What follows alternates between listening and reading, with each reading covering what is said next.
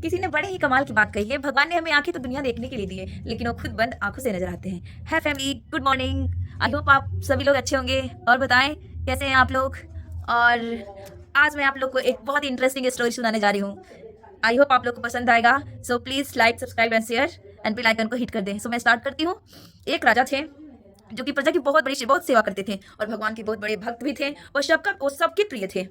उनके राज्य में सब शांतिपूर्वक चलता था, सुख शांति थी। ऊपर वाले की बड़ी आराधना करते थे, उन्हें बहुत मानते थे। एक दिन क्या हुआ, एक दिन प्रभु ने राजा की तपस्या से प्रसन्न होकर उन्हें दर्शन दे दिए। प्रभु ने बोला, हे राजन, तुम क्या मांगना चाहते हो? तुम जो मांगना चाहते हो वो मांगो। राजा ने कहा, प्रभु आपके आशीर्वाद से तो सब ठीक चल रहा है, धन धान्य से सब संपन्न है। बस एक इच्छा थी कि आपने मुझे तो दर्शन दे दी, हे प्रभु आप मेरे जो प्रजागण है उनको भी दर्शन दे दें। ये सुनकर प्रभु तो मतलब बोले कि ना, ये नहीं हो सकता, ये तो असंभव है। फिर राजा गिड़गिड़ाने लगे, बोले कि नहीं प्रभु, प्रजा ही मेरी सब कुछ है, तो आपको प्रजा को दर्शन देनी पड़ेगी।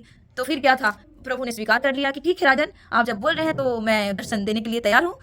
ठीक, कल सुबह आप तय समय पर आप सामने की पहाड़ी पर आ जाना पूरे प्रजा के साथ। बोले राजन ठीक है। अब राजन जैसे ही प्रभु ने उन्हें ऑर्डर दिया, आदेश दिया, बस अब क्या था, जो राजा थे अपने मंत्री को बुलाए और पूरी राज्य में घोषणा करा दिए। घर अपने सैनिकों को घर घर जाकर भेज कर बोले कि कल प्रभु के दर्शन होने हैं, आप सभी लोगों को सामने वाली पहाड़ी पे चलना है। अब मॉर्निंग हुआ, सब भीड़ की भीड़ चल पड़ी। यहाँ से राजा रानी के महल से भी राजा रानी चले निकल पड़े प्रभु के दर्शन करने। अब क्या था, अब तो जाते जाते जाते जाते एक बहुत ही खूबसूरत तांबे के सिक्कों की पहाड़ दिखाई दी। छोटी सी पहाड़ी, बहुत खूबसूरत। अब तो भीड़ में से बहुत लोगों के मन में एकदम लालच समा गया था। अब सोच रहे हैं कि लोग कि अरे क्यों ना, कितनी सारी भीड़ में 100% में 25% निकल लिए, 25 से 30% वो तांबे की सिक्कों की पहाड़ी की तरफ। जबकि राजा तो बहुत मतलब ज्ञानी था, उसको पता चल गया कि ये तो खेला हो रहा है भाई, जाना बेकार है। तो उसने मना भी किया, उसने अपनी प्रजा को बोला, अरे कहाँ फंस रहे हो उन चक्करों में, चलो यार भगवान के दर्शन होने हैं। तो लेकिन नहीं, उन लोगों को तो जो प्रजा थी उनकी, वो तो मानी नहीं, वो तो अपना झोले भर के रहने लगे। फिर आगे बढ़े राजा अभी भी, लेकिन पीछे मुड़ के देखा तो अभी हमारे साथ 75% जनता थी उनके साथ में। तो बोले चलो ठीक है, कुछ लोग निकल पड़े। पर जैसे आगे बढ़ते गए तो चांदी की सिक्कों की खूबसूरत पहाड़ दिखाई दी। अब चांदी के सिक्कों की खूबसूरत पहाड़ देखकर जो प्रजा थी, कुछ प्रजा के मन में तो बिल्कुल वही सीन, बिल्कुल पीछे वाला कि एकदम मन रहा नहीं जा रहा था। तो उसमें से भी कुछ निकल पड़े, 25-30% निकल पड़े। अब क्या था, अब लिए भर भर के अपना सोने का सिक्का। कहाँ उनके भगवान, बोले अरे हम भगवान के दर्शन बाद में कर लेंगे, अभी हमें सोना का सिक्का भरने दो, सॉरी चांदी का सिक्का भरने दो।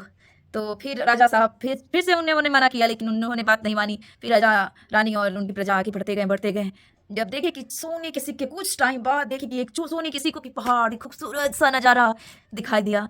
अब क्या था, अब तो उनकी जनता बिल्कुल मोहित हो गई उस पे, और जितनी जनता थी सब चली गई सोने के सिक्कों की पहाड़ी पे और सिक्का लेने के लिए।